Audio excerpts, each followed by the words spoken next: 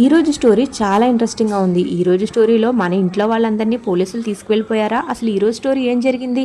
ఆగండి, ఈ రోజు స్టోరీలో ఇంకొక ట్విస్ట్ కూడా ఉంది. ఈ రోజు స్టోరీలోకి గాయత్రి ఎంటర్ అయింది. ఇక గాయత్రి ఎందుకు వచ్చింది? తన భర్తని వదిలేసి వచ్చిందా? అసలు ఏం జరిగిందో తెలుసుకోవాలనుకుంటే ఈ రోజు వీడియో చూడవలసిందే. అంతకంటే ముందు మన ఛానల్ని సబ్స్క్రైబ్ చేసుకోండి. రాత్రి 10 గంటలు వచ్చే సీరియల్ మీరు మార్నింగ్ 8 గంటలకే చూసేయచ్చు.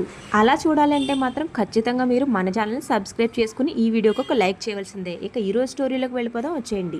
మన హీరోయిన్కి శైలజ వాళ్ళ తల్లిదండ్రులు ఇద్దరు కౌన్సిలర్ గారిని తీసుకుని మరీ వస్తారు. ఇక జనాన్ని పోజేసుకుని శైలజ వాళ్ళ అమ్మ అయితే, నేను కౌన్సిలర్ గారిని కూడా తీసుకుని వచ్చాను, మీకు దమ్ముంటే ఈయన ముందు కొట్టండి నా కొడుకుని అంటుంది. దానికి మన నారాయణ అయితే, ఇక రండ్రా ఈయన ముందు కూడా కొట్టాలంట, కర్రలు తీసుకురండి కొట్టేద్దామని అంటాడు. తర్వాత పెద్ది, నువ్వు ఆగు నాన్న, నేను మాట్లాడతానని చెప్పి, ఏమైందండి, ఎందుకు మీకు ఇప్పుడు ఇక్కడికి వచ్చారు మీరు, అయినా వీళ్ళకి ఏం సమస్య వచ్చింది అని అడుగుతాడు. దానికి కౌన్సిలర్ సమాధానం చెప్తాడు, మీరందరూ కలిసి వీళ్ళ కొడుకుని కొట్టారంట కదా అని. ఇక మన శైలజ వాళ్ళ అమ్మ అయితే పెద్ద నూరు వేసుకుని, వీళ్ళందరూ కూలికోర్లని వీళ్ళ ఇంటిని వీళ్ళని తిట్టి నా కూతుర్ని ప్రేమిస్తున్నారు, ప్రేమించొద్దని చెప్పినందుకే నా కొడుకును ఎలా కొట్టారో చూడండి అని అంటుంది. దానికి మన కేశవ ఇంకా చక్రి అయితే, అందుకే కొట్టామా నిన్ను అని అడుగుతారు. మన మహాలక్ష్మి ఇంకా కన్న అయితే లోపల ఉంటారు. పెద్ద వాళ్ళని బయటికి రావద్దు, మీరు లోపలే ఉండండి అని చెప్పొస్తారు. కానీ పాపం మన మహాలక్ష్మికి చాలా కంగారు వచ్చేస్తూ ఉంటుంది, బయట ఏం జరిగిందో తెలుసుకోవాలి అని. మన శైలజ వాళ్ళ అమ్మ అయితే ఇంకా గొడవ చేసేస్తుంది. మన వాళ్ళు కూడా ఎక్కడా తగ్గరిక చాలా గొడవ అవుతుంది. మన అన్నదమ్ములు నలుగురు చెప్తారు జరిగిన విషయం, కానీ వాళ్ళు వినడానికి సిద్ధంగా ఉండరు. మన వాళ్ళు చెప్పిన విషయం వాళ్ళు అసలు పట్టించుకోరు. వీళ్ళ గొడవ ఇలా ఉండగానే మరొక వైపు పోలీసులు అయితే ఇంటికి వచ్చేస్తారు. ఇక వాళ్ళ ముందు కూడా వీళ్ళు గొడవ పడతారు. కౌన్సిలర్ కూడా మన శైలజ వాళ్ళ అమ్మ నాన్నల్ని వెనకేసుకుని వచ్చి మన వాళ్ళందరినీ తిడతాడు. వీళ్ళందరూ రౌడీల్లా ఉన్నారు, నా ముందే వీళ్ళని కొడతాను చంపేస్తాను అని అంటున్నారు, ఖచ్చితంగా వీళ్ళదే తప్పై ఉంటుంది అని పోలీసులకు చెప్తారు. పక్కన గొడవలా ఉంటే మరొక పక్కన మన కేశవ్ అయితే తన గ్యారేజ్ లో పనిచేస్తున్న ఇంకొక అతన్ని శైలజని పిలవడానికి పంపిస్తాడు. ఇక తను వెళ్లి మన శైలజకి జరిగిన విషయం మొత్తం చెప్తాడు. ఈ తర్వాత గొడవంతా తెలుసుకున్న శైలజ కూడా వాళ్ళ ఇంటికి బయలుదేరుతుంది. మరొక పక్కన అయితే గాయత్రి కూడా ఇక వాళ్ళ అమ్మ వాళ్ళ ఇంటికి వస్తుంది. గాయత్రిని సడన్ గా రావడం చూసి వాళ్ళ అమ్మాళ్ళు కొంచెం కంగారు పడతారు. ఏంటి గొడవ పడిందా, ఏమీ చెప్పా పెట్టకుండా వచ్చేసింది అని అనుకుంటారు. దానికి గాయత్రి వాళ్ళ హస్బెండ్ అయితే, దగ్గరలో నేను చిన్న ఫంక్షన్కి వచ్చాము, అందుకనే ఇంకా మిమ్మల్ని చూసినట్టు ఉంటుంది కదా అని ఇలా వచ్చాము అని సమాధానం చెప్తాడు. కానీ మన గాయత్రికి మాత్రం వీళ్ళింటికి రావడానికి అసలు ఇష్టం ఉండదు. తర్వాత మన నారాయణ తమ్ముడు కూడా అక్కడ గొడవ దగ్గరికి వస్తాడు. తను కూడా ఇక వీళ్ళ తరపునే మాట్లాడుతూ ఉంటాడు. వీళ్ళ తరపునే అంటే శైలజ వాళ్ళ తరపున, ఇంట్లో వాళ్ళు చాలా రౌడీలు గూండాలు అని వీళ్ళందరినీ కొడతారనే చెప్తాడు. పోలీసులు అయితే నడండి స్టేషన్ కి అంటారు. సరిగ్గా అదే టైంకి ఇంకా మన హీరోయిన్ ఇంట్లో ఉండలేకపోతుంది, బయటకు వచ్చి పెద్దగా అరుస్తుంది. కంప్లైంట్ ఇవ్వవలసింది నేను, వీళ్ళు నా మీద దౌర్జన్యం చేసి మళ్ళీ మా మీద కంప్లైంట్ ఇచ్చి మా ఇంటి మీదకే గొడవకు వస్తున్నారని చెప్తుంది.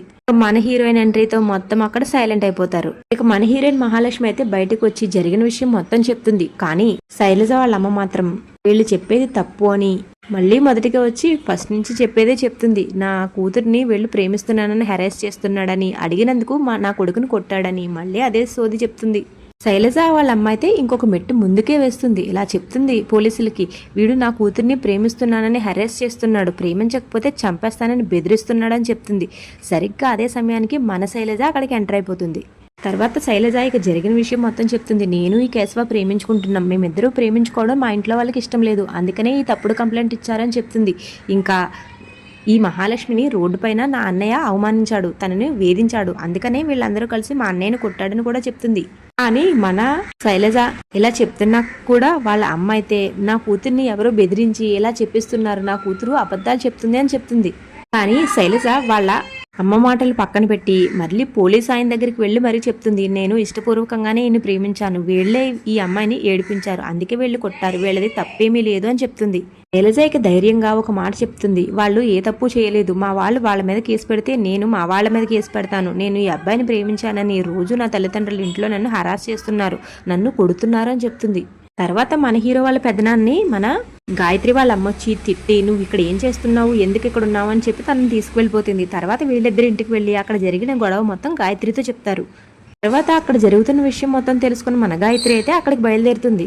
గాయత్రి వాళ్ళ అమ్మ వెళ్ళొద్దని హెచ్చరిస్తుంది. కాకపోతే మన గాయత్రి అయితే, నువ్వు ఇప్పుడు నన్ను వెళ్ళనివ్వకపోతే నా ప్రేమాయణం మొత్తం నా భర్తకు చెప్పేస్తానని చెప్తుంది. ఇక చేసేది ఏమీ లేక గాయత్రి వాళ్ళమ్మ గాయత్రిని వదిలేస్తుంది. ఇక మన గాయత్రి నారాయణ వాళ్ళ ఇంటికి బయలుదేరుతుంది. ఇలా నారాయణ వాళ్ళ ఇంట్లో అయితే గొడవ జరుగుతూనే ఉంటుంది. ఇంతలో శైలజ వాళ్ళమ్మ ఒక మాట అంటుంది, ఇది అసలు కుటుంబమైనా, ఈ కుటుంబంలో ఆడవాళ్ళు ఉంటారా, ఉన్నా బ్రతికి ఉంటారా అని అడుగుతుంది. ఆ మాటలకి సరిగ్గా అదే సమయానికి మన గాయత్రి అయితే అక్కడికి ఎంట్రీ ఇస్తుంది. తర్వాత గాయత్రి కూడా వచ్చి తనకు సరైన వార్నింగ్ వేస్తుంది శైలజ వాళ్ళ అమ్మకు. ఇంకా పోలీసులకు చెప్తుంది, ఈ ఇంట్లో వాళ్ళందరూ చాలా మంచి వాళ్ళు, నేను ఇది ఇంటి మేనకోడల్ని, వీళ్ళందరూ చాలా మంచి వాళ్ళు, చిన్నప్పటి నుంచి మేమందరం మంచి స్నేహితుల్లాగే పెరిగామని ఇక ఈ ఇంటి గురించి వీళ్ళ గురించి చాలా గొప్పగా చెప్తుంది. గాయత్రి వచ్చిన తర్వాత గొడవ అయితే కాస్త చల్లబడుతుంది. ఇక ఇంట్లో వాళ్ళందరూ పాజిటివ్ గా మాట్లాడతారు. ఇంట్లో వాళ్ళంటే మన ఇంట్లో వాళ్ళేనండి, నారాయణ కుటుంబ సభ్యులంతా. మన మహాలక్ష్మి కూడా ఇలా అంటుంది, నేను ఒక కోటీశ్వర్ల బిడ్డని, ఈ ఇంట్లో చాలా సంతోషంగా ఉంటున్నాను, నిజంగా ఈ శైలజ మా ఇంటికి వస్తే తనను కూడా యువరాణిలా చూసుకుంటారు మా వాళ్ళందరూనని గొప్పగా చెప్తుంది. వాళ్ళు ఎంత చెప్పినా మన శైలజ వాళ్ళ అమ్మ మాత్రం కేసు పెట్టాలని అంటుంది. చివరికి ఇక పోలీస్ ఆయన కూడా సరే అయితే కేసు తీసుకుంటాను, కానీ మీరు కోర్టుకు వెళ్ళిన తర్వాత మీ అమ్మాయి వచ్చి సాక్ష్యం చెప్తుందా అని అడుగుతాడు. దానికి శైలజ ఖచ్చితంగా చెప్పేస్తుంది, నేను సాక్ష్యం చెప్పను అని. శైలజ అన్న మాటలకి శైలజ వాళ్ళ అమ్మ ఇంకా అన్నయ్య అక్కడే శైలజని కొడతాడు. ఇక శైలజ వాళ్ళ అన్నయ్యనైతే మన గాయత్రి ఒక్కటిస్తుంది. చివరికి ఈ గొడవ అయితే ఇక రాజీకి వస్తుంది. మన శైలజ వాళ్ళ నాన్న ఇక కొడుకునే చెంపపైన కొట్టి, నా కొడుకు నా కూతురు లాంటి ఇంకొక అమ్మాయిని అవమానించడం తెలియక కేసు పెట్టడానికి వచ్చాను, కేసు మాకు అవసరం లేదని చెప్తాడు. ఇంకా ఇంకొక విషయం కూడా చెప్తాడు తన భార్యకి ఇంకా కొడుక్కి, మీరు నా కూతుర్ని కొడుతూనే ఉన్నారు, నేను ఇలాంటి ఇంటికైతే నా కూతుర్ని కోడలుగా ఇవ్వను, కానీ ఇంకొకసారి మీరిద్దరు నా కూతుర్ని కొట్టారంటే మిమ్మల్ని ఇద్దరిని ఇంట్లోంచి బయటికి గెంటేస్తాను అని చెప్పి ఇక వాళ్ళని అక్కడి నుంచి తీసుకువెళ్ళిపోతాడు. అలా ఈ రోజు స్టోరీ అయిపోతుంది. రేపటి స్టోరీ మరింత ఇంట్రెస్టింగ్గా ఉండబోతుంది. రేపటి స్టోరీలో మన శైలజకి పెళ్లి చూపులు ఏర్పాటు చేశారు ఇంట్లో వాళ్ళందరూ కలిసి. ఇక పెళ్లి చేసేస్తామని అంటున్నారు, కానీ మన చక్రి ఇంకా మహాలక్ష్మి కలిసి ఒక సూపర్ మాస్టర్ ప్లాన్ వేశారు.